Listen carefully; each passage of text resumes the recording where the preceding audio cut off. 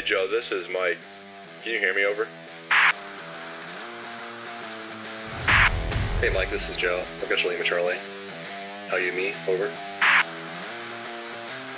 I've got you, Lima Charlie. Break. You hear about this Joe with the hot mic? Over. No, dude. I've got the Joe on. Let me pour a cup and give you the get some. Over. Roger that. Stand by to get some. Really? Not really fucking waiting for other people so I can live my life, you know? Yeah. Although we care, like and subscribe if you like the pod. Drop it in the comments. Throw us a Yelp review. Yeah. Throw your notes in the comments. That's right. Yeah. Throw your notes in the comments. Preferably in a in the Army we call them in a IDR format, issue discussion recommendation, and that's how we do our AARs. We'll be like, yo, this is IDR format. I'm like, don't say it like it's doctrinal, but it may as well be.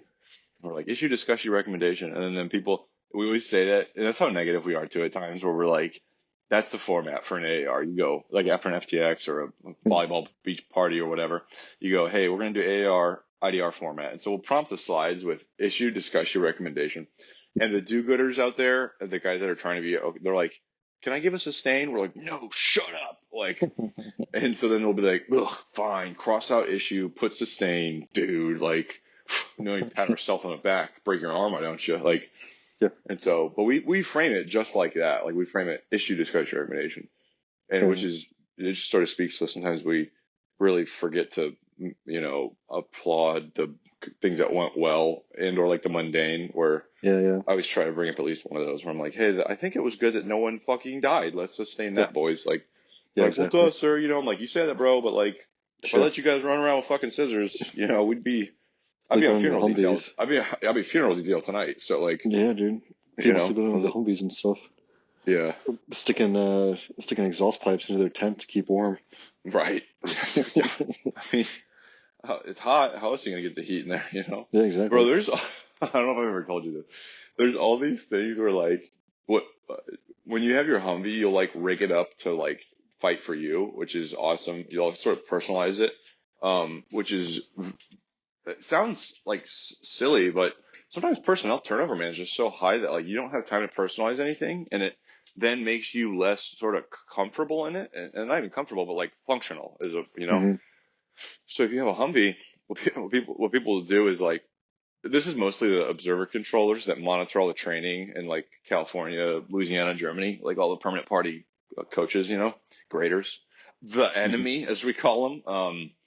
Because it's this real adversarial thing. Like we don't like that they hold a mirror up to us. But anyway, so they'll like they'll specifically rig up all their trucks because they also don't need a TC, like a truck commander. They don't need like a guy in the side seat to make sure they don't fucking wrap themselves around a tree because they're above the law. Mm-hmm. And I couldn't tell you why, but just manning probably. And so they'll rig up their trucks with like more jazz because they know they're going to be a observer for like 2 years.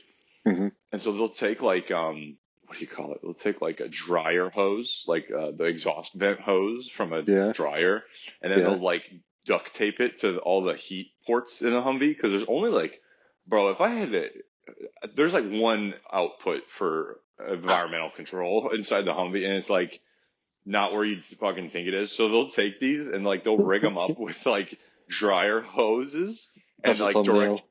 Yeah, and like exhaust is like not where you think it is. Right, yeah, exit only. And so they'll like rig it up with these dryer vents, hoses, and to like directionalize where the output is, and it's just like something you would never think to do in your personal car either, because there are a lot more creature comforts in there. But you're like, yo, what's this? Like, oh, dude, this is my heater, and you're like, what? You're like, it looks like some homemade bong, you know, and you're like, what is it? Yeah. They're like, yeah, because it just displaces, you know, like physics, like the heat's gonna go everywhere, omnidirectionally, and not to you. And so they'll just put these hoses. They got all these apparatus, whatever multiple apparatuses are, just rigged up in their car. Like, yeah, then it's like you would think they went by like a truck stop, like a Love's or something. And they got like a dryer vent going, and they'll put it on their groin because like your groin gets cold, or like they'll put it on their feet because the ports aren't where you think they are, and so they'll like rig it up to blow wherever you want. Like, oh, give me some of that heat, and you like hand them the hose, you know, and you're like, let me take a rip. And so they also have like, because the Humvees don't have like power, gotta have power. And so they don't have power, and like you can't charge anything. So like you got your phone for emergencies and for downtime, and directions because you don't have a government GPS. And so you have like there'll be all these like fucking amateur turned mechanics and electricians all of a sudden where they're like, yeah, no, what I did, I went right to the battery, just hooked these two prongs up on there with this AC/DC converter. Now I got my flat screen in here, and they're like, you need popcorn? I got a microwave. You're like, I don't know if that's the way the Lord intended that microwave to work, but like, I do want some popcorn. Yeah, and so they'll have these like, oh, I got these, nipple clamps. I put on the terminals, the battery, and then I drilled a hole, ran it through the dashboard, and now I can charge my phone on the go. And like, it's also just so fun to see that, because the ingenuity of these guys, because like it reminds me of like the World War II and the Korean War time frame where you're like, the guys were like, in Korea, bro, they were welding teeth onto their dozer blades to cut through the ice and then the chosen reservoir, because the blades they couldn't dig, the floor's too frozen. So, and like even World War II, like they would weld stuff onto the fronts of the tanks to like breach the not hedgerows, but the hedges, like the big mounds that Europeans have for like sort of irrigation or whatever, like the mounds you'd see guys run over a hill and they go to the next open field where there's like a billion Nazi. And so it reminds me of that, because they're like, hey, I'm here, have a problem, don't have an army solution, let me just swing by Harbor Freight Tools and like rig something up, for a discount. And you're like, what? Like, yeah, I got satellite TV in here, bro. We got, mobile, bro. You just got to point it south and we're good. Like, I got direct TV in here, dude. So, yeah, it's fun to see the engine, because it goes back to the engineering. Yeah, but that's the kind of stuff that makes you cringe. You fucking stay awake at night thinking about that shit. You're like, fucking buy this. Well, because there's a lot of that, not so much on the fighter jets, but like on the like a cargo and bombers, platforms, like B-52s. Yeah. So like in the B-52 office, I coincidentally after I was in the B-52 office, I coincidentally met a B-52. I think he was a navigator, or he was. They have 5 crew positions, and so he was one of them, but wasn't. I don't think he was a pilot. He might have been. Anyways, they only have 5 people that needed to run that mobile monster. Yeah, well, they used to have 6. They got rid of the tail gunner. Budget cuts, bro. Yeah, man. But anyways, they because you have enough space in the B-52 and the cargo jets to like walk around and get in trouble with the jet. So this dude, most of these larger aircraft will have a heater of some sort to heat meals for the crews, because they go on, like, the flights are so long that they have meals on the plane, and they're typically like a convention. Those like mini ovens for what are those mini ovens called for like dorm rooms? Easy bake ovens. No, yeah, toaster ovens. Oh, so, yeah, those, sure. So it's kind of like a toaster oven, and so anyways, so some of these meals, right? They're just like MREs, right? They have different meals for different boxes or whatever. And so one of the meals was like a chicken wing meal, and this guy, get out, dude. These guys are slinging Frank's Red Hot, dude. Yeah, they are. And so this guy I met, he would pilots are, these air crews are just as lazy as the next guy, and they don't want to like carry the trash out of the jet with them. So the aircraft also has a port for star navigation. So it's like a port on the top of the jet. So, but I guess like this little thing like pops out. So I forget if you were supposed to stick your sextant out of the little port or what, but anyways, it like popped out, right? So he would open this little port, and he'd throw his chicken bones out the fucking window. He throws this thing. It's on the top of the fuselage, right? So it's on the top of the cabin, aka it's opening to the fuselage, right? And so after like a couple of flights like this, where he did this, when they got back down, or a couple of days after the last flight, the ground crew was asking him if they had hit a flock of birds or something. He's like, no. He's like, well, you got all these like impacts on the vertical stabilizer, because that's the big tail that sticks up on the. So what was happening was that all these chicken bones were fucking hitting the vertical stabilizer in the back and denting it up. And so the ground crews were like, "What the hell's happened?" And they thought that they had It's hilarious. a bunch of bird strikes. But I mean, those jets are so old though. Like people do the same thing. They do like rewiring and stuff.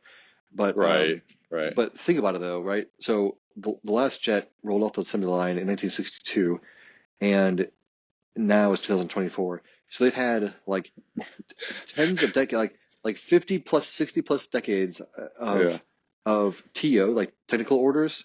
And what technical orders are, I'm sure they have them on the ground vehicles as well.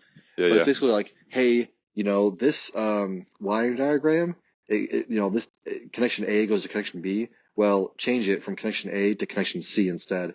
And so those tech orders get sent out to the whole fleet to make those changes. So, I mean, you can just imagine, right? Like decades of this occurring and people forgetting or accidentally, mislabeling or whatever else. And we had an instance where this tech order had gone out and the cable was missing. Like the cable wasn't there for these guys to flip. And like Perfect. they swore, and like they swore up and down, because sometimes the tech order will say like stow the cable, right? Like disconnect it and then stow it, right? So anyways, so these guys, like the operational base, swore up and down that this cable was missing. And of course, these engineers had to go be deployed to go to the base to go check it out and make sure and like do the tech order. And then sure as shit when they get there, and this is like a 6-month ordeal. Sure as shit when they get there, the cable's there, and like the guys just did like they couldn't find it or whatever. Yeah. That cable was really repurposed to run the coffee and popcorn maker that they had. Dude, pretty much. The Rickenbacker. In-flight services. Yeah, right. Yeah, dude.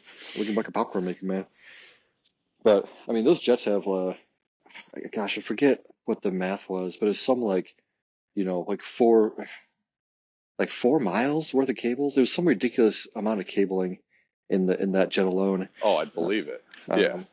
So, I mean, it's all a fire hazard. It's all, tinder.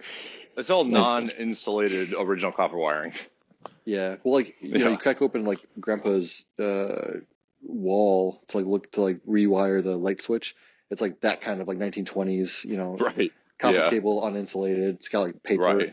Like, super flammable. Arizona mine harvested original copper, bro. Like, yeah, exactly. Full grade. That's the stuff they all the drug addicts steal out of your trailer park when you leave for vacation, dude. Yeah. All that good copper. That was the thing. I was an OBC, man. That was the thing where like this one guy from like Texas he was in the guard, I think, and he's like, hey, these meth heads are stealing all my cable wiring, I was like, what? He's like, they steal it, and they sell back the cable to get money for it, and then buy drugs with it. I was like, that's hilarious. Like it's like a real thing too. You're like, what? Yeah, like, they'll go to like new construction sites, like copper pipes for water and like copper cabling and like. Well, so, it was don't a big do thing. crime is the punchline there, dude. Dude, yeah, man, it was a big thing in Oregon. Like, all the crackhead methods. Oregon's got crime. Yeah. Little known fact. Yeah. Yeah, I don't know if the news is covering this. Like, yeah, I don't think so. Not the mainstream media, at least. Yeah. Yeah. Dude, it's always crazy. Like when I went through one of these airload plan courses to like how to fit Lego pieces into an airframe, it was wild too to just see. Dude, sometimes you can't conceptualize like the power that these things have, and then like you've never been in a place where you've had to load a big old girl, like a C5 worth of stuff, and you're like, sure, like even if you flew commercial, you're like, oh, I'm only allowed 80 pounds because this plane can only hold 200 people times 80 pounds. You're like, bro, no, they're subsidizing all this, like whoever the airline is because they're flying packages for whoever. So like they're loading the belly of this girl with whatever payload they're delivering, like Christmases for Santa. Well, spoiler alert. But like, it's like, oh, hey, this thing can carry like 500,000 pounds. You're like, what? They're like, yeah, this airframe. I'm like, this motherfucker can fly with 500,000 pounds. They're like, yeah, well, that's what you can put in it. I was like, well, what do you mean? Like, well, it can carry more, but like the crew has its stuff, like, and not like the crew's flight bag of like gel, pomade, and combs, but like the chains and stuff, like all this other material that's like the BII for the, flying bus. Right. And it's like, they're like, yeah, there's 100,000 pounds just worth of chains or whatever that has to be on there all the time. So they're like, all these. I was like, bro, what? They're like, yeah, you can fit a few tanks in here. A few tanks, bro. Like, I couldn't even push a tank if it was in neutral. Like, what do you mean? And it's like, yeah, it's a powerful beast, bro. Like, yeah. So it's crazy too to like. Of course, there's a ton of cableage and like wires in there just to run this, because you just forget how big these things are. Like, yeah. Yeah, and they were like, yeah, so like, but at the end of the day, you're gonna learn how to pack all this up, but then like that crew chief's gonna come by being like, yeah, don't put that there, put this over here. Like, I was like, bro, why am I here? Why did you tell me at the end of the class? Like, don't tell me to start with that. Like, Yeah. Yeah, that was a fun course that like people don't want to go to, but it's value add. Some poor lieutenant is tasked in each like company to be the airload planner. And you're like, yeah, but like, is there an adult that'll check my work at the end of the day? They're like, of course, dude. Like, bro, you're an Army guy. Like, of course we got some adult to check your work. Are you kidding me? Like, we just want you to do most of the muscle up. Like, you just muscle most of it, and then we'll refine it. We'll polish this thing. Like, so, which was comforting here. And, yeah, it's crazy because they're like, oh, hey, you can fit helicopters into airplanes. Like, that was my realization, like how big these birds are. At the time, we're like, what? Yeah, like, dude. yeah, you can fish Chinook in here.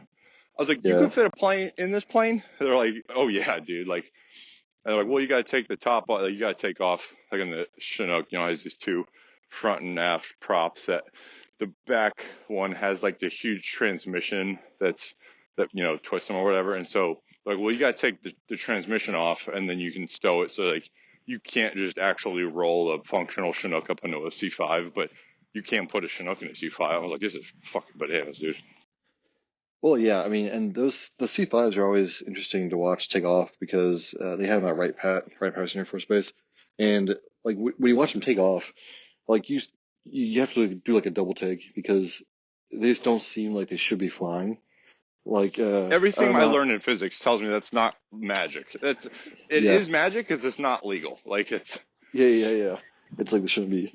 It's like it's a glitch in the matrix. It's like this thing shouldn't be flying around. You think that's cool? These things move shuttles, space shuttles around. I was like, what? They're like, yeah, it's like the C5 G or M. Well, I think there's only two variants, but whatever. They're like, yeah, they just click this. They just fucking zip tie this thing on here.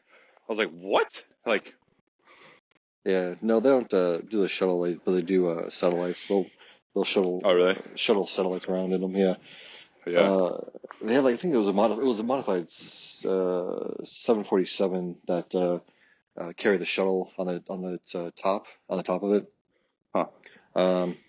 But the biggest modification was the vertical stabilizer because they had to like split it in two basically, so it looks like that like Russian whatever giant cargo aircraft that got destroyed in the Ukraine war. Matryoshka Russian doll or whatever. Yeah, whatever. It had like basically split. It looks really unique. You know it if you saw it, but yeah. The funny part though is that the C-17, so it's like a little bit smaller than the C5. But the C-17, there's a really good acquisition study that was published comparing the C-17 development to the 777 and how the 777 took 9 years of straightforward acquisition by the commercial sector, and the C-17 took 24 years, 29. Oh, really? 29. Yeah, it was like almost 30 years. Yeah. But they wild. basically, but anyways, it was a really interesting study because it kind of compares all these different challenges that the C-17 faced, the majority of which stemmed from like rewriting the requirements 15 times over, and like workforce strikes and threats of striking, and like mergers. I think Boeing bought out McDonnell Douglas around that time or something like that. So there's like all these like unfortunate series of events that occurred, and it's not, well, I say that, but it's really like all these events common to acquisitions took place, and it just again hit every branch on the problem tree. Yeah. Like what had happened was right. Like, well, sir, the reason I'm late. Like what had happened was. Yeah, right. Man. They're like, okay, so why were you driving your uncle's car that wasn't registered? And you're like, okay, so all right, a little bit further back. It's like, let me back it up first. Yeah. I did the quick rewind, and you go full tape back here. Yeah. But it's just so funny too because you see that kind of bullshit happen again and again, and everybody's, here's like the life cycle of a mediocre program that will eventually deliver something. Like the KC-46 is a good example of this, the newest tanker, where it's like the Air Force or the service announces the acquisition, to a bunch of fanfare, right? Oh, hey, we're putting out a request for proposals to industry. We're gonna buy this new vehicle to do XYZ. It's gonna be great, and we want you, the defense industrial base, to give us your submissions, and we want to work with you early on and make sure that this goes smoothly, and blah blah blah. And then closer to the contract award, you start hearing the lobbyists and the op-ed articles that are advocating for one solution over the other. Yeah. Yeah. And then maybe even congressional language that's being put in. The draft NDAA is coming out, and it's got draft language that would skew the results towards one solution or another. Right. And then the contract award is the next big big official announcement. And it's hey, the Air Force is proud to announce our partnership and our selection of such and such Boeing, whatever contractor for this new thing. And then and then the design phase, and then as they get to production, it's oh hey, and by the way, these companies are going to produce this the first production run, first production article vehicle is pushed out, and it's going to they're going to fill up the 101st or the 51st Fighter Wing, whatever squad, whatever unit it is going to get these vehicles.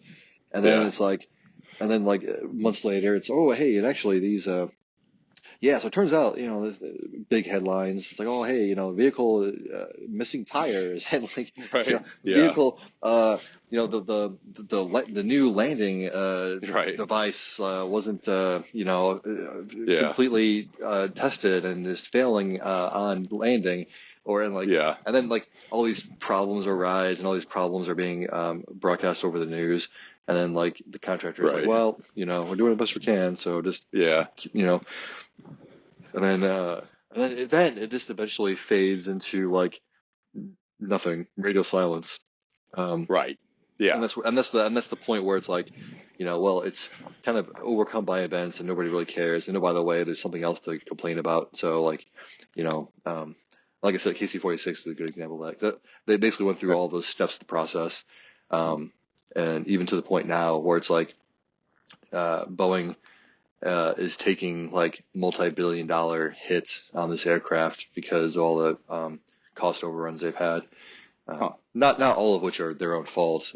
Inflation has had a lot to deal with those cost overruns, but Boeing, they'd probably sacrifice their firstborn to get rid of that aircraft off their books, so they wouldn't have to continue with these challenges. Yeah. Yeah, sometimes you look back, you're like, yo, it's a miracle anything gets done. It is a literal miracle. In the basement of the Pentagon, the reason it's shaped as a Pentagon is because they do black magic there, because all these programs just fail horrifically, and they're well, get us another, goats and some chicken bones because we got a sacrifice here. They slaughter their goats and spread the chicken bones, and then poof, a miracle happens, and now you've got, the fucking MRAP. And that gets delivered, or poof, now you've got the JLTV and that gets delivered. It's which is how I felt coming out of because I had to take a couple of these courses kind of back to back for these transport. One of them was a unit movement officer course, the other one was the airload planner, and the other one was this program called TC Ames, which I literally couldn't tell you what that stands for, but it's how we load stuff into things, and then how we also inventory / marry up equipment. So in TC Ames, you learn, if you went through a good course, that you can't have a trailer without a prime mover, they call them, without a thing to tow it. Mm-hmm. So we're gonna load this trailer. You're how do you think you're getting on this bad boy? We'll push it, and they're how are you gonna get it off at destination? They're we'll pull it. It's probably And you're no, and then you learn about what they call secondary loads, which are if you've got a trailer, that's already a load for the frame, and then you're all right, well, I'm going to put inside the trailer, I'm going to put a bunch of bricks, all right, well, it's a secondary load. So there's all these rules you learn, which is good things, and you could definitely slice off little GTAs, graphic training aids, to give those to the Joes, because then you have some dude that's all right, you go tell the Joes how to do it, and the Joes are sorry, I don't think you need to teach me how to load a trailer. You're well, I need to teach you how to load a trailer properly for this other thing that's going to go in. And it's just funny because there's just, like I said, like a poor lieutenant on like battalion staff and like at each company level that are like, I'm a TC guy, like let me come check the. And they're like, dude, the sirs come by to check this fucking Humvee. I don't know how I can drive a Humvee onto a plane.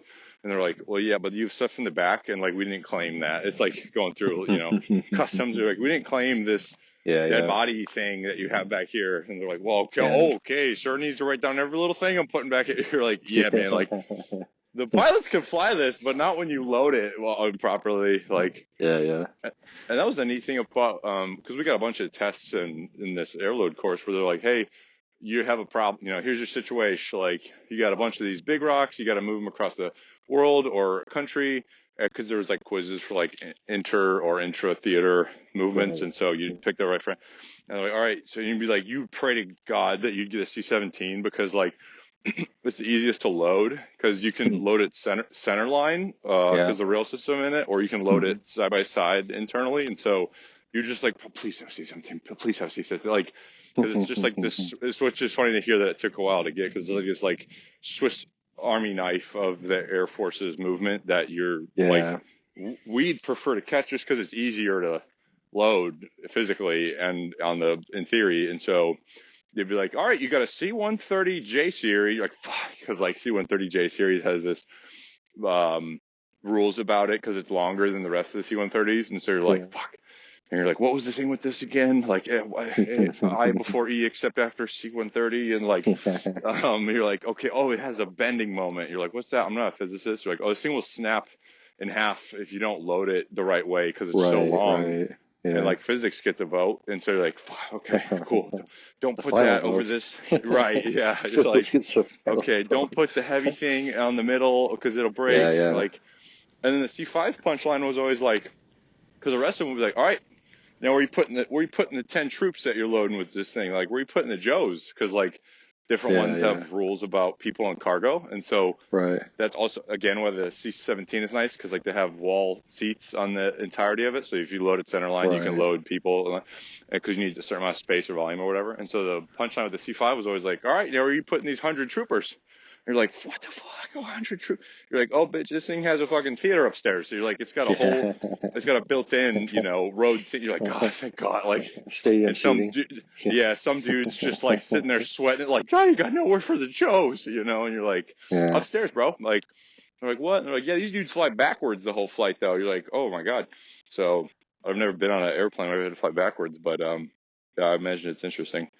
But yeah, those are fun courses too. Cause like just learning anything joint, you're like, all right, nerds, whatever, just move my shit. And you're like, well, I can't this fucking plane can't pick that thing up, dude. You're like, oh, fucking, come on, dude. Like, just work with me. You're like, I can't fucking fight physics today, dude. Like, so yeah, it was fun. Well, and that's just like one more example of that, kind of like how much of everyone's job you need to know kind of a deal where it's like, that if you're in a unit, well, I mean, every ground unit, unless we're fighting on Canada's border or Mexico's border, like every ground unit is going to have to move, right? So whether you move via air or move via sea, knowing more about those modes of transportation, I think would probably be valuable. And that was like a punchline coming into, we were moving down to Louisiana for the training exercise, and they're like, all right, boys. We're like, oh, cool. We going by train or by, truck? And they're like, yeah, neither. You're like, we're not flying all this down there. They're like, nope, you're going to put it on a barge. And you're like, what? Like, yeah, first time since Nam, dude, or like some crazy, like Desert Storm, and we're like, okay. And they're like, yeah, the trick with those is you got to provide supercargo. And we're like, this sounds like dope shit. What's the supercargo, boss? You're like, those are people. And you're like, what the fuck? And so you're like, yeah, you got to put Joes on this thing. You're like, fuck. So you're like, yo, what do they do? You're like, bro, they hang out with the crew, man. They're like eating in the galley, eating, fucking canned beans or whatever. You're like, really? They're like, yeah, you got to put two schmucks on there, man, to, Schmuckatelli and Schmitty, and put them on there, and they're going to float down the river, dude. You're like, what? So, and these guys come back with these stories about just these, hard-handed blue-collar dudes that are, lifting up fucking whole I-beams on their shoulder or whatever, and just a brawny paper towel commercial dude. And they're like, yo, this shit was dope, sir. Can I run it back up? You're like, I don't know. We haven't planned that far yet. We're shooting like 2 days out here.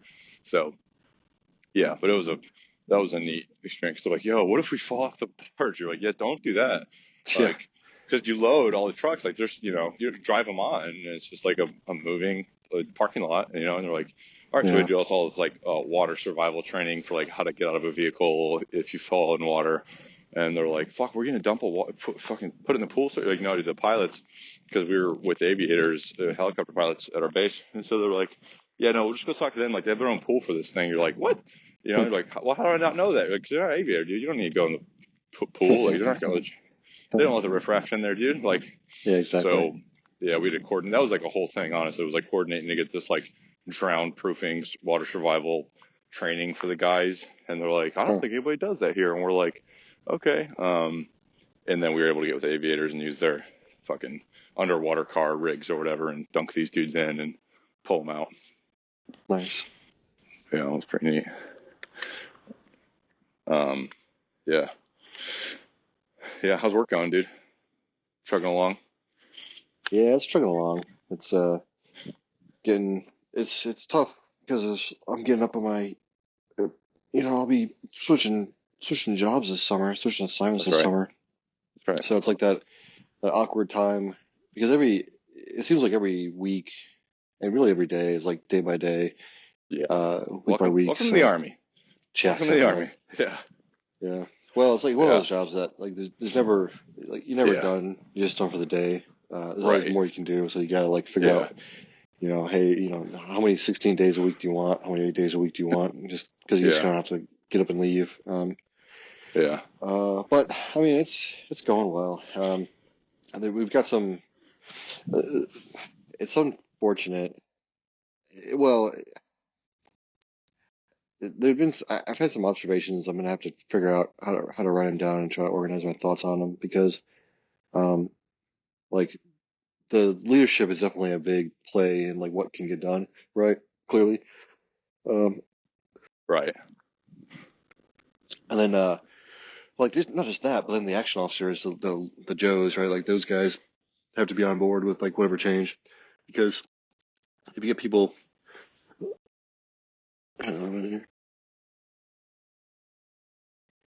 If you get people who like, the leaders want to make change, but the action officers like don't understand or don't want to do it. Right. Or the action officers want to make change, but the leadership doesn't want to make change. They don't want to do it. Yeah. You need those both of them to like come together in the same time and place. Right. And like it is not a given, and it's not. I think people take it for granted, and they notice it when those two are missing. Friction. Yeah. So.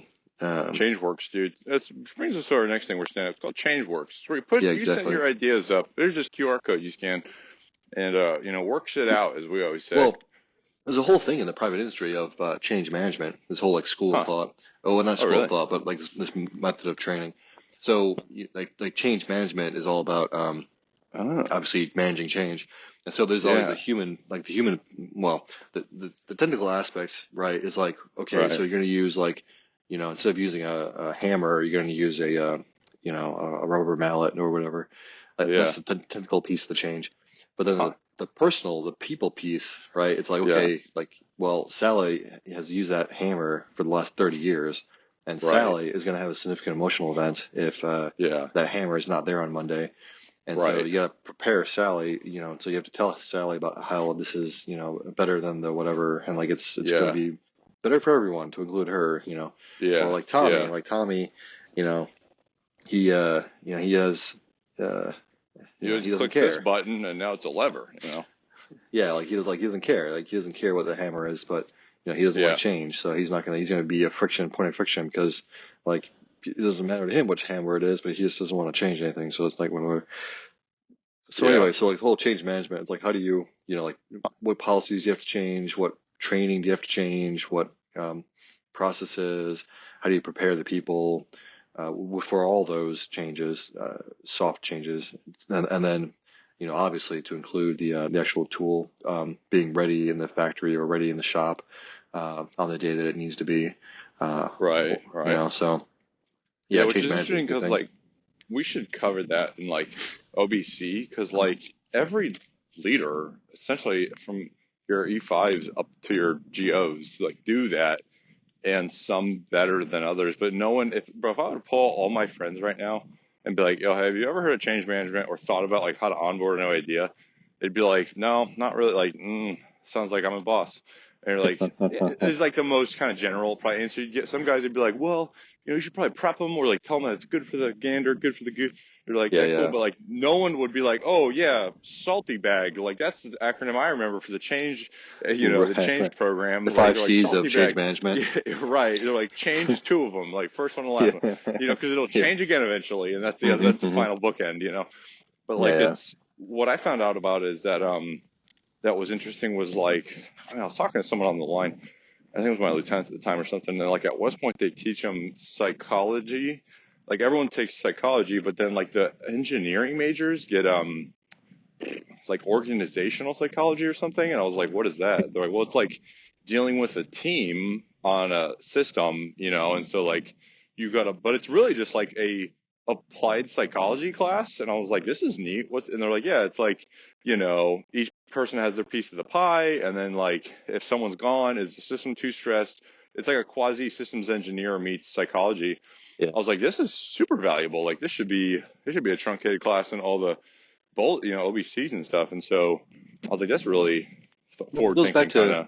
It goes back to what we talked about before, about communication. Because now in this case you're using psychology to communicate, right? Right. So communication is the effect, but yeah, I mean anything that we can do as a whole to better communicate is value added for everybody. You know what I mean? Yeah. So. Yeah. But yeah, that's why we proposed to you, Congress, the 6th C of Arizona being communication. Yeah, exactly. Which doesn't start like C, but it's alliteration. Everybody loves that shit. Yeah. Because I mean, it's so frustrating when you get those like stubborn leaders. Well, and then arguably, on the extreme end, the toxic leader who's like, well, I mean, I'm in charge. I'm going to change it. It's like, well, yeah, you could do it that way. This civilian SES that I worked with, he puts it, the way he describes those kinds of things is like, this person was using leadership methods I've never seen in any leadership training. This foreign style, it must be from a different military. It's like it must be exclusive to the military because like he's never seen it in any of his like civilian leadership training modules. Because you would never train that way. You would never train someone to be like, hey, so what you're going to do is really assert your dominance and just go ahead and make just really force everything you want to do onto your plebeians that work for you. Like shut down all dissenting ideas. Shut down all dissenting ideas. Yeah. Right. Yeah. For example. Right. Yeah. It's like, especially don't let them amass because they can beat you in mass, but not one-on-one. Like never let them gather in large groups larger than 3 because you can take at least 3. Any larger than that. Right. Yeah. It's like union rules. Right. Yeah. Like or someone argued rules. Right. Yeah. Yeah, someone say straight out of the OSS playbook, but sure, we could say, exactly. Yeah, how to sabotage an organization. Yeah, but it's funny because it's like one of those where people look at the psychology as like the soft science, or like a soft tool, whatever. And you're like, okay, no, I'm not arguing because it's not always perfect because it's a human. Like everything's also the human factor at the end of the day. But there is general rules that apply to most, and like that, like change. Like, I mean, you see it with kids, you see it with adults, like you see it with left-handed people, like where it's like, no one wants change, even if it's for good at face value. Like no one wants to change, even if it's for good at face value. With that just being like that, well, it'd be good for you. You're like, okay, I've never heard this from the government before. And you're like, exactly. Okay. Well, like, leader, that's your job. Figure it out, man. Yeah. And you hit the nail on the head because people, especially in the DoD, have been they've been duped before, right? Where at some point in their career, right, and this could be the crusty E9 or the crusty colonel, and at some point in that person's career, they got duped, right? Where they bought in to the change, and then the change ended up like not happening or not being the way they were supposed to be, or like being worse off, because of it. And then after that, they're like, okay, well, like screw all this change stuff. I'm never going to do that again. And it's funny that you mentioned that, if you pull your peers and your friends, like they're not going to know about change management. Like like change management is like an actual like it's a discipline. Like Yeah. it's Yeah. something Right. that it's taught. It's like Yeah. it's a real thing. But Yeah. Like leadership, where people are like, no, it's just you're born with it, like Caesar correct. was, you know. And you're like, can we figure it out? We're like, oh, you can teach that. Like, And so even with change management, where it's like, if you go through all the steps or the processes, or you use all the frameworks and the methods, even if it's like everything goes smoothly and people are able to like accept the fact that this is changing and they're all accept the fact that or whatever, it's still valuable to understand that how that process works, because you just double checking to make sure you've caught everything right. So typically uh, policy has to change as well, right? And whether it's an Army regulation or an Air Force instruction or some other written guidance, like, typically, even if you've got the perfect tool solution to replace the old tool, like you need to go back into your reference guides or reference documents, guidance documents, and say, okay, well, yeah, Control F, find the old tool, and then replace it with the new tool, right? Even if it's as mundane as that, like there's always going to be a paperwork like policy type of change that has to occur as well. But if things aren't going well and people aren't accepting the change or buying into the change, then change management obviously lends a hand, because it can help you navigate those waters, those dark waters, and try to get out to the other side. Yeah. So.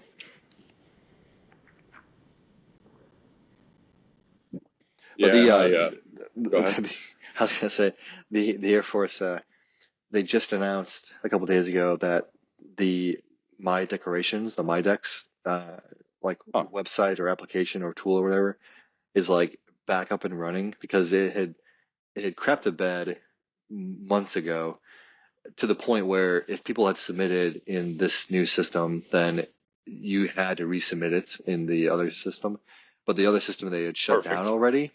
So they had, I think people would just left their own devices, because the old system had shut down already. So, nice. So they're referring to it as like MyDex, like reignited or reimagined or something like that. It's like it's like a RE word. But I can't remember it's like reimagined or re-engineered. Dude, it's something, dude. Yeah. But it goes back to that change management, right? Where the Air Force, as an outsider looking in, you would assume that these Air Force personnel systems like MyDex and all the rest, that they're like super SAP, special access, top secrets, special sensitive compartmentalized information. Right. You have to be a sitting congressman who has a family member, a blood relative in the program, in order to get a brief on how these things, what the process, where they are in the process. And that's why, like, for as much as you give grief to, IPSA A, that's one of the stark contrasts with Army IT acquisitions. Now, IPSA A is like a big, large program, but like they're broadcasting every nitnoid detail through social media about what's happening with the program. So at least, like, if you were a nerd, if you were an acquisition nerd, then you could understand with like a couple of Google searches, like where they are, what they're doing, where they're going next. And like I said, you've got to be, the UFO guys, you have to be on like a presidential task force in order to understand where something like MyDex is, because they just don't advertise it. And they don't do it because they don't want to be held accountable. And so like, it's not as if it's a mystery as to why they don't do it. They don't want to be held accountable, pure and simple. So, Yeah, and it's funny sometimes when you just like, avoid the hard confrontation or like the hard feedback, where you're like, well, if we just don't tell them, and then all of a sudden, I'm just saying, they leave the office Friday, System A is there. Guys, they come in Monday, System A is not there anymore. System B is there now. And you're like, I don't know how they're going to take this. They're like, well, we have to because it sunsets over the weekend anyway, so bye. It's like... Yeah, exactly. Yeah. That's also, sometimes... every Air Force system is rolled out, is deployed. Right. Yeah. Go ahead. And I love too when like it was last week I was talking to my boss and we were trying to log into the system and it wasn't working on Edge and we're like, oh, and he's like, hey, it's not working for me. Like I don't know what I've tried all day, you know. And I was like, well, these jokers always plan the maintenance for like Thursday day and Yeah. like and they're in the central United States. And I was like, I don't know why these guys think that's a great idea. So like do it Saturday, bro. Like I'm like, dude, push the update and maintenance package Saturday, and like when the majority isn't working, you know. Yeah. But even then it was like I was watching chatter on this like IT, you know, nerd chat group that I'm invited to for no reason at all, and they're like, oh hey, by the way, this thing. It's not, and like, cause I think we're like up on our annual whatevers of a bunch of different, and or like, you know, these private companies, Adobe, Microsoft, whatever, are all like pushing updates. And then we're, you know, sometimes we're on track with those, but sometimes we're like 6 months off because the NEC or I don't know, the like NSA or somebody has to like thumbs up it and check their inbox. And so, I was like, yeah, it's not working in Edge, but like neither is a couple other things in my Edge, pretty unrelated. So I think it was just like a Microsoft update. So I was like, yeah, try Chrome, and it ended up working. And so, but here I was just like assuming, you know, that this guy was pushing a maintenance package out from the top that on this certain website, and like it wasn't the case. Yeah. Yeah. Well, we call It's that also browser roulette, right? We yeah, like check right. the different browsers. It's like, oh, it's not Yeah, like Edge isn't working. We'll try Mozilla, try Firefox, right. Yeah, try Google yeah. Chrome. It's like, And it's man, always like, fun that like every base has its own, even though we're on the World Wide Web, and especially now we're like, oh hey, I'm here, and they're like, oh you can't use Chrome, like it's not a, you know, use Edge, and you're like, why? They're like, okay, but you're like and then it's also just like the end user not knowing when you go, yeah, that site never works for me, and you're like, well that's because it's a Microsoft site and you're using an Adobe thing to get in or whatever, and they're like, I don't even know what you're saying, and you're like, I don't need you to be a fucking computer programmer, but like ask the questions, you know. Like we talked that one time where I was like, hey, how come I got to pick different credentials for my cat? You know, you're like, oh, well, that's because like one's a Microsoft credential and the other one's an Adobe, and I was like, and those are different companies. It's like, well, yeah, man, like that's, you know, I was like, all right, whatever. well, and it's just like the hodgepodge. Uh, it's almost to the point where it's like imperial measurements and metric measurements. Right.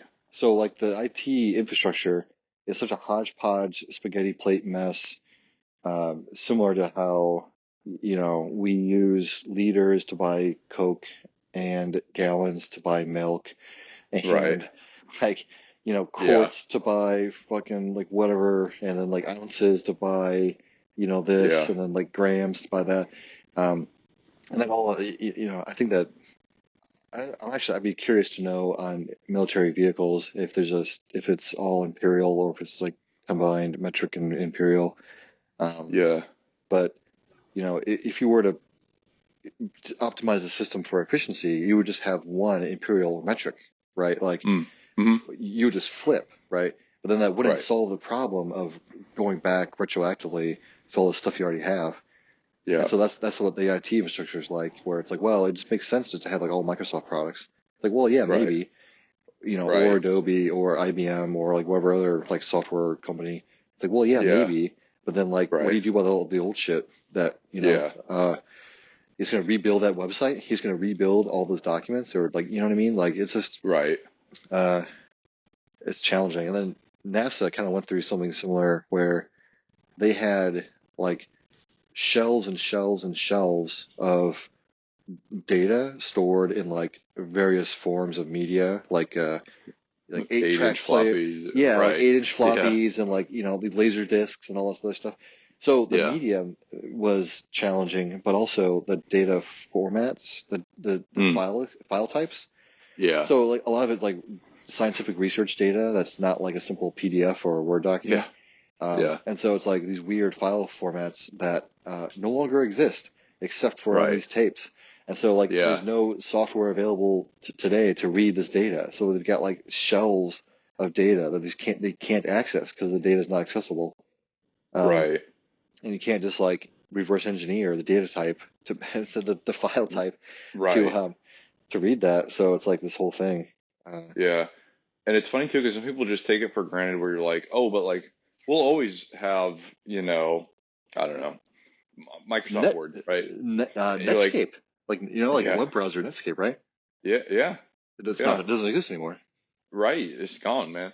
Ask Jeeves, dude. Jeeves is gone. No, so it's like, so people just assume that like, well, oh, we'll always have Word, myself included. I'm on this bandwagon specifically for Word. Like, if the day we move away from Word is the day we are no longer the United States of America. Like, that's, but the Word is a good example. Like, oh, we'll always have Word. So like, even if you manipulate this on your eval system and it's in XML, or if you do on this and it's in Forms, whatever was the predecessor to like our, digital evaluation system things, and then like, oh, if it's on PDF, like we'll always have Word. But like you say that, but sometimes on the highest echelon and scale, we like lose that institutional knowledge. And my classic example is like there was a point where Rome lost the formula to cement. And so, like, for those of you non-nerds, the cement is what binds aggregate together to make concrete. And so, like, cement is also essentially mortar, like for brick and mortars, like the things in between the brick, that's cement. They call it mortar. And so they've lost the formula for that. This is obviously pre-SharePoint, pre-Share Drive for sure. And then it was all of a sudden, it was like Rome one day, like dudes are going in to mix stuff and they're like, oh, what's this? And they're like, I don't know, Schmitty has it. And it's like Schmitty's left and died of the consumption. And like, so they lost it and they had to remake it. And then like all construction after that was like subpar. It was different. And so and like even internal to its own country, organization, architecture, infrastructure, they like had a different improved formula. They never found it. It was like, they just didn't have, that shit's gone. And so I remember, because that's a classic example. And there's a whole bunch of like research on that. And there's a really fascinating documentary that I saw that explained how the types of, after a certain point in time in Rome, the buildings that the concrete was used in fell out of favor. So I think it was used for like bathhouses and like something else really commonly, and or like prolifically. So anyways, but they stopped building those types of buildings, stopped making those types of buildings, and so they didn't need the concrete anymore.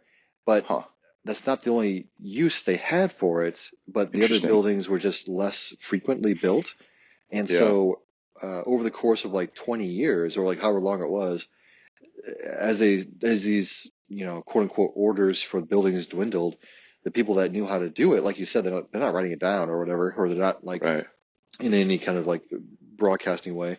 And so, maybe whether it was like 20 years or 50 years or like even 100 years, they just forgot. Like the institutional knowledge was lost. Yeah. And so it's exactly what happens in the military, where you have like some operation, all these, or it could be as large as like OEF, or it could be as small as like a couple of day exercises, or a couple of day exercise in the field, or even like a party planning committee and doing a military ball or something.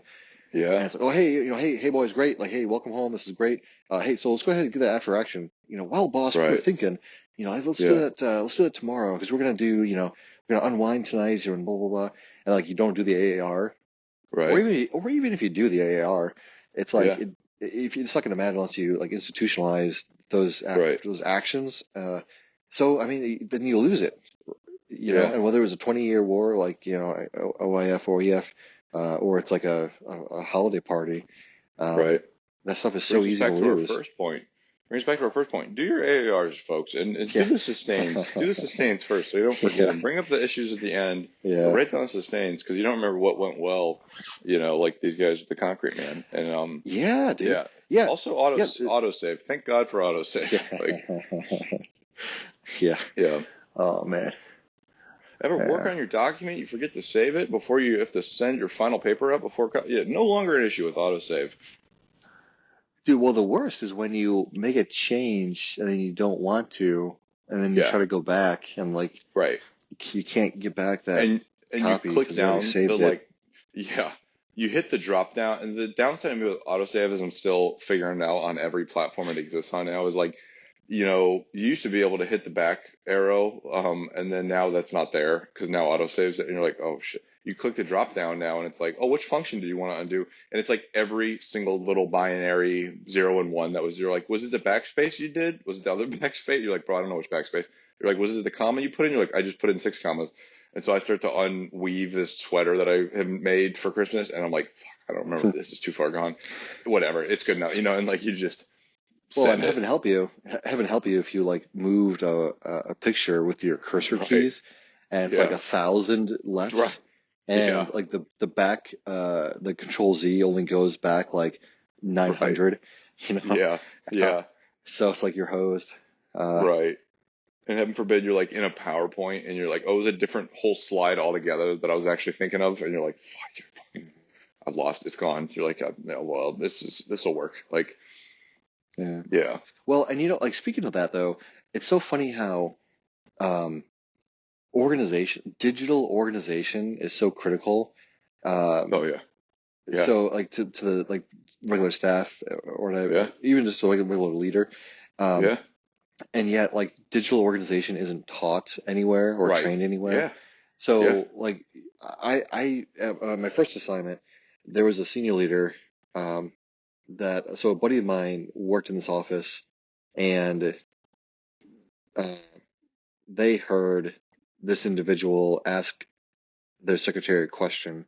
The question was like, hey Sally, come on in here for a minute. Hey, so my desktop is filled with icons, and I can't delete anything because it's all really important. I've tried deleting other stuff, but like I can't delete anymore, and it's full now. So, how do I get more space on my computer? Yeah. This elderly senior leader, SES, like general officer equivalent for civilians, what she was explaining was that because the icons had filled her desktop, she thought that's all the space on the computer there was. Right. Yeah. And so, the solution, I'm gonna cut you off. The solution was they got more monitors, so now they're just rocking 2 monitors. But trying to fill that up. Got a bigger monitor. Right. Yeah. But so like that's the extreme end, right? Where it's like, okay, you don't like. I'm surprised you even turn your computer on because like you don't know how to use computers. Right. But then on the other end, right, like all the people that know how to use digital tools, they get dissatisfied very quickly. Yeah. Because they can't use any of these great like commercial tools at the on the military networks. Now, like MS Teams is probably the latest example of a quote unquote new tool being available. Right. But that's just a drop in the bucket in terms of what's available commercially. Yeah. And so, even the standard share drive in any organization you go to, and I bet you $1, that this is true at any of your locations. There's like your positions folder, right? So like whatever that position is, and then within that you have like a hodgepodge of useful and unuseful folder names. You have like kind of a dumping ground of files just in that like root folder. But then are you in my share drive right now? Yeah, exactly. But then you also inevitably have an archive folder. Or like old shit folder. Don't delete, don't use, but don't delete. Yeah, exactly. Quote unquote, just in case, right? Yeah. And so the files within these folders will jump around from like, there would be files for a consistent 2 years and then nothing. Yeah. And then like 3 years later, you see more, and then like nothing. Yeah. And it's because these different people, when they're there, are putting the files in different places and not in that folder. Right. And so it becomes this like patchwork. But then, like when I was, so again, at the B-52 office, the shared drive there only went back to 2001. But it was the same folder structure that I just described, going back all the way to 2001, right? Where, again, year after year, you find the like, current or like new folder, right? Or the like, again, in the archive folder or the old, folders, decommissioned folders. Right. But no one ever sits you down and says, hey, look, like for an organization, what are you, a commander? Yeah. Okay, well, great. Well, here's a standard folder structure for, or filing cabinet organization structure. Yeah. Which is funny. You're absolutely right. I mean, you hit on the head, and that's how every shared drive I've ever looked at, to include SharePoint too, which is just an extension of all your dirty bird habits that you brought to the internet. They don't train them. They don't train anybody. Period. So they don't train them any differently to use SharePoint. Yeah. So they lean on what they know, and they know how to use a shared drive. So they treat SharePoint like a shared drive. Yeah. And like I make it a point to try and can like naming convention or organize my files by and I default to our categories of readiness that we use in the Army, which is like equipment for maintenance, equipment for inventory, and then so it's two separate pieces of equipment. So maintenance, equipment on hand, and then personnel, and then training, and then I do training / like operations, because when you're not doing the training, it is executing, so it's an operation.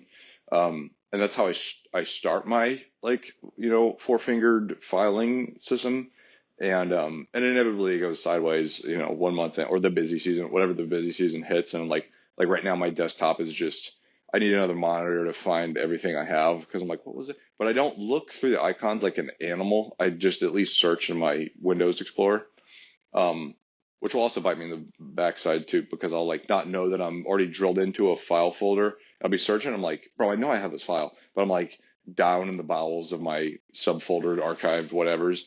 I was like, this isn't here. That's weird. And then I find out I'm not on my desktop, but it doesn't even matter though, because if I had $1 for every time the folder search didn't work, I'd be fucking Jeff Bezos. Right? It almost never works. And then, by the way, heaven help you if you happen to be on a thin client that's not like a thick power, and you're on like a network box. Heaven help you, because you're never those search results will never appear. It'll sit there and spin, and it'll tell you I'll have a folder labeled images, and all the files in that folder will have image as the first word in their file name. And I'll go into that folder, and I'll search for the word image, and I'll get jack and shit as the two results that come up, because I got nothing. And it's like, brother, it's a folder full. It's chock full of images. Why are you not finding this? And they just sit there give me a middle finger while it's picking his nose. It's like, well, I don't know. Try another word. It's like, oh, you son of a bitch. That's I've never seen your awards portfolio for being in, but if you've ever had to reconnect a printer off a network, they hand out medals for that kind of thing. You make the poor mistake of, they're like, oh, what's it called? You're like, oh, it's called your base name plus the year, and then it's alphabet soup, number, keyboard smash, 7. They're like, look for 7. I'm like, bro, you know how many fucking printers we have with the 7 in the? They're like, no, but ours is 07. I'm like, no, it doesn't matter. And it's so after I fight my way through the bush of the Vietnam jungle that is I click, and it's not installed on your, I need an adult, I need help, brother. Well, and the funny part, because I've only encountered that after being at an Army installation. And there is no law or DoD regulation that says you have to do it that way. So big Army, that's on you. But also they do the same thing for their email groups. Yeah. So I was trying to get an email distro for my team, and so we're tenants on an Army base, so we have to use the Army email people, whatever. Right. And so I had a contractor who he already went through. He touched base with these people. He got us a group email name that we could all load, put our emails on this thing. And I'm looking at it, and it's no shit. It is 12. I think it's 12 words long, separated by hyphens and periods. So not just hyphens and not just periods, but a combination of hyphens and periods. And I'm looking at this thing, and I'm like, hey, man, this is unsat. He's like, well, that's what they gave us. I'm like, well, let me go talk to him. I open the door. I'm like, hey, so I understand you're the assholes that gave us this big old thing. Let me set you straight. And so he's like, well, what do you want to name it? And so I'm watching him on this system, and it's no kidding hard coded. Like you have to select like what MAJCOM, major command, or a command you're in. Then you have to select what this you're in, then what this you're in. And so you have to select all these drop downs. And every time you select a drop down, it's adding another word to the fucking email title or like name.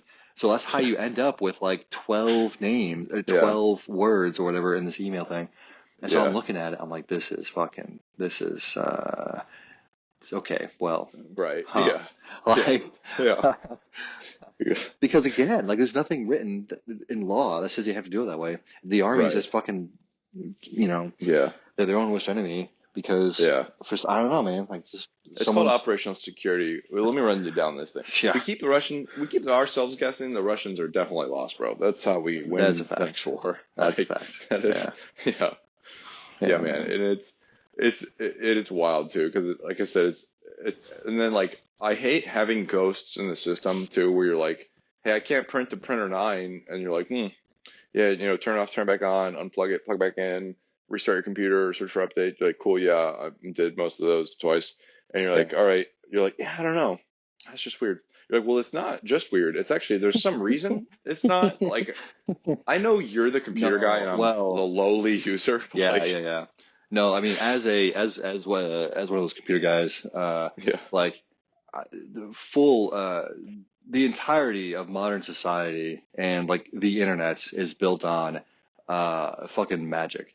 Because like you said, like what you just said, right? Like the first every IT guy or gal who like fixes something, their first reaction after they fix it is like, well, I'm glad that worked. Exactly. They're like, all right. Because first of all, like they did not expect it to work. It was just they did it because it's like one of 15 things that could have an impact on whether or not this thing works or not. And then secondly, they didn't expect it to work because and even so it's like they would have, man. So I forget what was going on with that one, but and they were on like troubleshooting step 15 of their 15 playbook. They're like, this is literally my last play, and they're like, if I don't, I gotta call like the NSA because like I'm actually out of tools. So if this one doesn't work, like I actually can't help you, Yeah. Well, and then also like it's frustrating because whenever you talk to an IT guy, it's so for me it's like calling a doctor or like trying to get with your primary care physician. Because it's like you go in there, right? You go into the doctor. It's like, hey doc, my leg, my knee doesn't bend. When I bend my knee, it hurts. It's like, okay, well, just have you tried not bending it? It's like, well, no, doc, I gotta bend it. I need to bend it. It's like, okay, well, let me take a look at it. Okay, well, I mean, have you tried the other knee? Have you tried somebody else's knee? It's like, no, doc, I really need this knee to work. I have tried bending other people's knees. Their knees bend fine, but I need my knee to bend like it should. It's like, okay, well, I mean, all I can do, because I don't have the right admin privileges, so all I can do is give you this aspirin and ibuprofen. So just go ahead and take that and come back in 2 weeks. If it still hurts after 2 weeks, try giving me another call and we'll go from there. So, gee whiz, thanks, doc. Yeah, let me just go ahead and punch myself in the balls, right? Because like this is fucking useless. I always love the like, do you have to use this thing? You're like, no, I definitely have to. They're like, okay, so let's start imagining a world where you can't use this thing. You're like, well, then I need it, so I can't even imagine that world, doc. It's like, bless their souls. They do the Lord's work. They keep this country running, and that's really our hats off to you because we know you're listening. And so please continue to troubleshoot the problems to the best of your abilities. Please don't sabotage my computer. Please, please don't change my password, and then I get locked out of my own self. And because I think you can do that, I just assume that the threat's always there. So, dude, there's some guy. I bet you there's some guy like laughing with his buddies every time we try logging in because. Like you swear that you put your password in properly and it doesn't work, right? Well, it's some guy in the background like watching you and you type in the password correctly, but he flips a switch and then like it deletes the password And so when you hit enter, it's nothing. Right. So like Yeah. you'll sit there watch you like squirm for like 5 minutes Yeah. trying to do your password, get frustrated, punch a hole through the drywall, and then like you'll finally like stop flipping the switch, and then on the 15th try, you type in the same exact password you did for the other 14 tries. It'll go through. Overly aggressively too. We were like, okay, I'm not going to do anything else in my life right now. I'm going to hold shift down, smash, shift, unshift, smash, and you're like, if I push harder, I know it works because that's how I was raised on Nintendo 64. And that was always the like, oh, you're just not hitting the buttons hard enough because they're so worn out because they're only rated for 1,000 smashes in their lifetime. And you're like, well, if I just hit it harder. And then, that guy's like got his buddies around and they're just remote watching. You're like, watch this dude. No, hold on. I'm going to let it go. And then watch him. No, you're never going to watch it. He's going to look left and right being like, did this fucking really work? The 17th time I did it, this exact thing. He's like, yeah. Then he's going to go about his day. But you know what? I know deep down it bothers him. And you're like, he's like, and that's what brings me joy. Yeah. So, I'm going to be here all week. It's like, it's just because it's like, I swear sometimes you're like, bro, I know I smashed that in the same way. I just did it and it didn't. There's no way I will videotape myself next time, Yeah.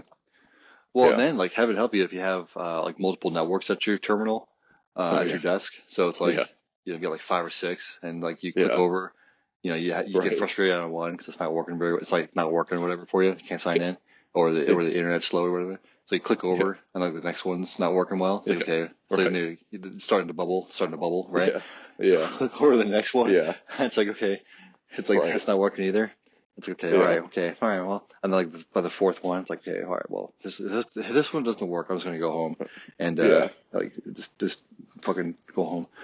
And all my security trainings told me that it's bad if I give my friend my password. I'm like, how about you try it? You try it. I'll watch you. I'll punch it in the same way. And you're like, I don't think you're supposed to do that. You're like, I'm not crazy. It's like, hey, I'm here because I care. And I'm just saying, like, you probably just did it wrong. Like, it's like, I'm not crazy. I'm just standing there like on one foot with a coffee coffee cup over your head, like trying to summon like the black magic fairies. They're like, you're trying to get the fucking Super Bowl game on for dad with an antenna, right? Yeah. He's like, no, you're turning it. What you want to do is wriggle it. You're like, I don't think that's a word. Rotate it. Yeah. Don't turn it. Rotate it. It's a spinning motion. So you gotta pivot. You're like, I don't want to be here. Like, stop crying. There's no reason to cry. Yeah, man. Yeah. Oh, I gotta get ready to bounce, big guy. All right, man. All right, man. Have a great day. All right. All right. Love you. Love you, dude. You too. Yeah. All right, bye-bye.